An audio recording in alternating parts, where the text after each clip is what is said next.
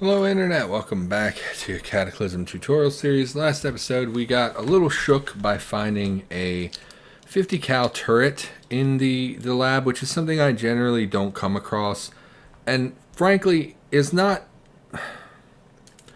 that it's super incredulously dangerous or anything like that. It's more like, how do you deal with it appropriately? And the way we handled it was not really what I would recommend. I would recommend leaving and not dealing with it, but that's not something, I was curious, and it's the tutorial series, so I thought, why not just go in and look? So I feel a little flustered by that because I didn't really know how to handle it, and I didn't know what the best advice to give was. We're just going to plow forward and try to ignore that and forget about that and get back to being, normal tutorial crap. So I thought in this episode, in addition to just continually exploring the lab, we're also going to talk about zombies and the best way to prepare kind of the battlefield for a combat encounter. So most of the time when you get into a fight, you're not really going to have time to prepare. So if we're, say, exploring a house and we pop up on the second floor and we're in a narrow hallway and boom, there's an acid zombie right there. Really not a lot you can do to mitigate that danger. You would probably just retreat down the stairs and try to escape as quickly as possible, and then engage it in a more open area rather than engaging it in a narrow corridor. That's not... you have control over that so much, but that's more of a tactical retreat than actually, engaging the enemy on your... you are still engaging the enemy on your own terms.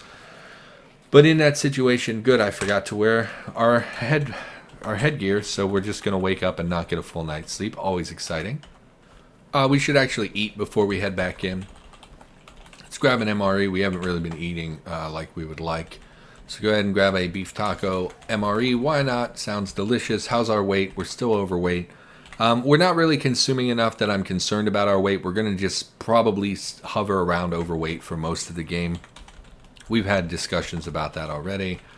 Ignore, man, they're seeing a lot of enemies down there, huh? Take these apart as well. Go ahead and eat everything except for the cheese spread. Done. Haul this up to our pile of garbage. It's the apocalypse. You can just leave your garbage in the road. No harm, no foul. M249 we don't really care about. Okay, let's head back in. So yeah, engaging enemies on your terms is great and all, and is something that you should strive to do the majority of the time. But I thought I would talk about a few mechanics related to enemies, and particularly when they get into groups. So we talked in a previous episode, I mentioned someone had reminded me of group bash. So I thought what we would do is head down to where we saw this prisoner containment, which I think was to the south. Yes, prisoner containment. In fact, I'm just going to teleport over there because I don't really care. So pop over here. It saves me just a lot of walking, and we know it's clear, so it's not like it's a big deal. Let's pop over here. Okay. So, in fact, yes, we had teleported inside to illustrate this previously. So let's just teleport in there again. No, what am I doing? Teleport. Short range teleport. Boop. Okay, so here we have a brute.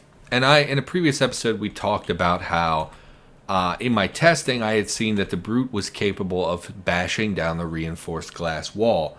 This is not correct. This brute, if I just hold down the wait key here, you'll see he's smacking at that glass like there's no tomorrow, and he's not able to break through. And that is because this brute alone is not strong enough to do so. However, when there's multiple zombies, in fact, I should have saved before this so I could just revert. I think I did save upstairs. Let's just plop a few zombies in there. So go ahead and spawn a few zombies. However, when there's multiple enemies and one of them bashes, the other enemies actually contribute to the bash of that creature. So if this brute is punching the wall, he's not strong enough to break it down, but with additional zombies surrounding him, he may be able to. So let's wait a few turns here. Still not strong enough, eh? Let's try another brute. So we'll spawn a brute. No, just a regular brute, please. And we'll spawn a couple of these guys, and I'm pretty sure this guarantees he'll be able to break through. So and immediately, as soon as we go, you'll see he broke through the glass. And that is because zombies in a cluster like this will contribute to one another's bash when they attack furniture and terrain. So that guy by himself was not strong enough to break down the glass, but if there were multiples of them, they would be strong enough. So let's teleport back here, and we'll just watch this happen again. They'll come up here. One of them will smash. Oh, he can't get through. All of a sudden, he's clustered and surrounded by all these other guys, and you'll see they succeeded at breaking through the glass. Now, dealing with this horde would not be a good idea for us to stand here and tank a bunch of brutes. We're going to get kicked around and beat up real bad. And there's really not a way that you can deal with that. When a zombie is... Let's since I'm just going to reload my save, none of this matters. So let's just kill everything. And then let's spawn... Okay. Spawn regular zombies. Zombie. No, just a regular zombie, please. And I will make this a large group of them. And we'll spawn this over here. So, we see a large group of zombies. Oh no, we've been exposed to a large group of zombies. Well, what is the intelligent play here? We do have a gun. But ultimately, we know that they're going to catch us, right? If we're going to fight them, obviously we could just retreat, close the doors, run away, shut the doors, and, you know, they're not going to all be able to follow us. So active retreat like that is generally my go-to, is generally a good rule of thumb. Now, you won't always have that opportunity. Let's say we were actually in this room instead, and we just popped out, and oh no, there's a horde, and maybe there's some up here. We can't get up here. So how do we fight these zombies in the most efficient way possible? Well, these group of zombies probably not able to break the reinforced glass, so we don't necessarily have to worry about them coming up behind us. However, we're going to have to fight to get out, basically. And in other roguelikes and other games like Cataclysm, your best bet in general, you're playing something like NetHack or Angband, the best thing you can do is back into a narrow corridor so you can fight the enemies one at a time. And in Cataclysm, for a long time, what that meant was standing in the doorway. So we're going to try to quickly swap to our spear. They are going to be able to hit us. And in fact, we've been grabbed. But we're going to spear these guys. And you'll see they're kind of clustering up. And you might think, like, okay, well, we don't want to stand in the doorway. That means 1, 2, 3 of them could hit us at once. So let's fall back a pace. Okay, now we're in a doorway where we'll get them one at a time. Well, there was actually a feature added to Cataclysm where zombies will push each other into the room. So not only can this zombie step into these sections, but the zombies behind him can actually push past him and push him into the room. They can swap positions with each other. So if there's a brute back here, he can easily barrel his way through and get into this position. So we're not really insulated. Like in another game, if we were playing like NetHack, and it's a group of jackals, let's say, the jackals are going to come one at a time through the doorway. They're not going to push each other out of the way. They're not really going to be able to swap positions that much. And then if there's like an orc in the back or like a troll or something that's really scary, it can't push through all the jackals. We would have to kill all the jackals before it would ever get to us. So sometimes you would just stay and say, okay, well, the jackals aren't going to hurt me. Let me heal up before that orc comes over. But in Cataclysm, if there's a brute or a tank, the tank's just going to barrel through these guys and pop in the room and attack you. Additionally, again, they can push each other into the room. So if we were to stand here, I mean, we should be fighting. We shouldn't just stand here. They will eventually be able to surround us in this room. Now, there's not a lot you can do to prevent that. Get these guys out of here. Oh, why is that? Is that what the corpses look like? Is that a new sprite for the corpses? I don't remember them looking that way. Anyway, because it's just a bloody mass. Puddle of blood. Oh, I see. I love that band. They sang She Effin' Hates Me. Get it? Because it's Puddle of Mud. Anyway, there's not really much you can do about that. But if you know you're going to get into combat, there are some steps you can take to help prevent this. Obviously, the absolute best thing you could do is land in a one tile wide hallway, right? Because they're not going to be able to push past you because these are not tiles that they can walk into. And so being in this bottleneck is exactly what you want. Now, the brute is still going to be able to barrel through the enemies and get to you. So it's not always good. It really depends on your situation. But in that situation where we were fighting a giant horde of zombies, this guarantees that only one of them will be grabbing us or attacking us at any given time. Plus, anytime you kill an enemy that's grabbing you, you're no longer grabbed, so you don't have to worry about the next enemy popping up and biting you right away. So one tile wide hallway is great. You don't always have that opportunity, though. In fact, in Cataclysm, there's almost never single tile hallways. They're almost always 2 tiles wide. Unless you're... Sometimes houses will have 1 tile wide hallways, or... you pop upstairs in a house, a lot of the second floors have very narrow hallways. But if you're in a school or a hospital or really anywhere, it's pretty much 2 tile wide hallways. So you're not always going to have that opportunity. But you can manufacture that. If you know, hey, there's a horde down here, they're coming for me, what can I do in the next few turns that actually will let me be in a position where I can protect myself? So I fall back, I grab this shelf, I pull the shelf around, pop that down there. Can't grab it that way, unfortunately, because of terrain, items being there. But you'll see in just the span of about 10 turns, I have now fortified my position so that the zombies, when they come here, they will not be able to push into the room. Now, the zombie that makes it to this location is possibly going to be able to smash this furniture, but this is not mountable furniture. So if I try to walk into it, I can't do it. If we did this with desks, it would not work because they could just walk on the desk. But these shelving units, they can't. So what we would do is, same basic thing. We would end up with a horde of basic zombies. Increase their numbers here. Plop down a horde. And we'll retreat into the room. And now they won't be able to push past each other, and I can safely fight them. This guy can still smash these 2 furniture tiles if he's so inclined. But most of the time when you're in range of an enemy like this, they're going to attack you 100% of the time. It's very unlikely that they're going to attack the adjacent furniture.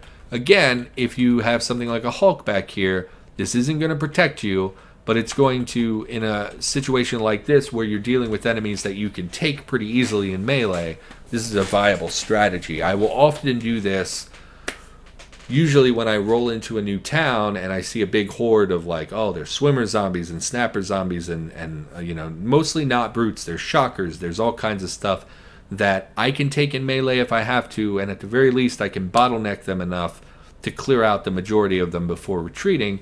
I will do this trick with the furniture here, and I will barricade so that they can only come at me one at a time.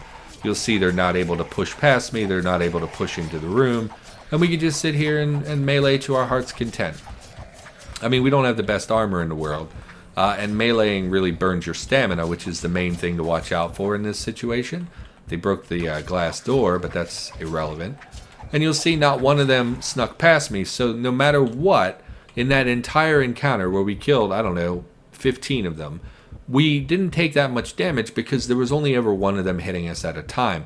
We got no deep bite wounds because, again, in order to be bitten, you have to be grabbed and then attacked by an adjacent zombie. And since there's only ever one adjacent to us, yeah, they grab us sometimes, but we can usually kill them before they grab us and get a chance to bite. And like I said, when they die, it resets to the next one has to grab you as well.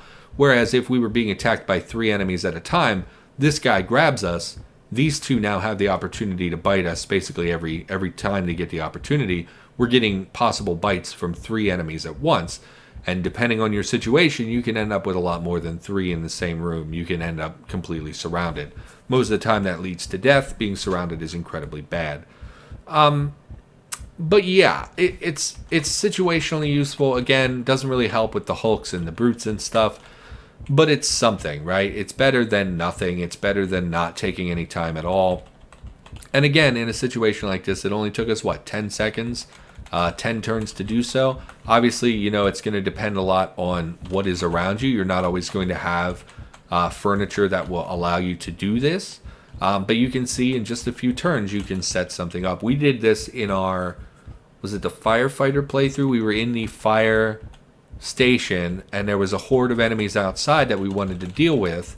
And we weren't really confident that we could only pull 1 or 2 at a time. So what we did was grab nearby furniture. We blockaded a doorway like this. And then we pulled them. And sometimes, you pull more than you want.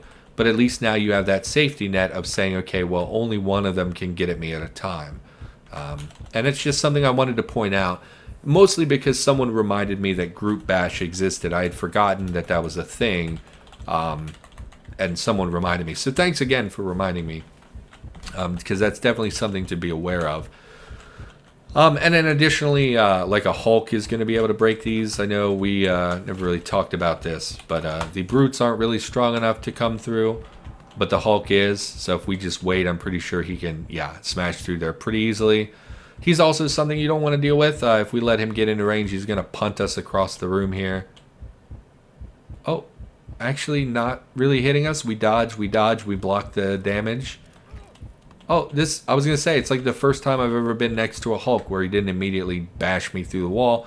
You'll see he slammed us through. We hit the glass, and then we hit the wall as well. And we are slammed against the glass for 84 damage. And additionally, we were knocked down, so we have to stand back up.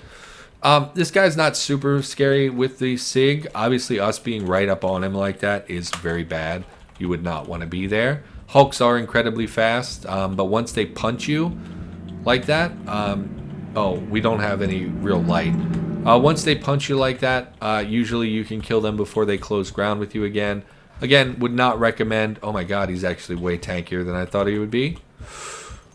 Ooh, god. Yeah, okay. So, yeah, don't go up to Hulks is my point. Was my main point. Obviously didn't work out for us here. The pain is not helpful either because it slowed us down so much. But they're also quite quick.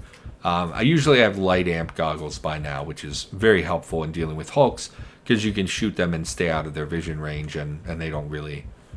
They never catch you because you can just walk away from them into the darkness. But anyway, I just wanted to illustrate the group bash function as well as kind of how to strategize and say, okay, if we're going to have to engage, how can we do that the most safe way possible? So... that's it for this episode. Short one, I know, but again, I'm running out of things to talk about. And just needed a break from doing labby stuff. So for now, it's going to do it. Thanks for watching. Hopefully you enjoyed. I'll be back with more in the near future. I'll see you next time.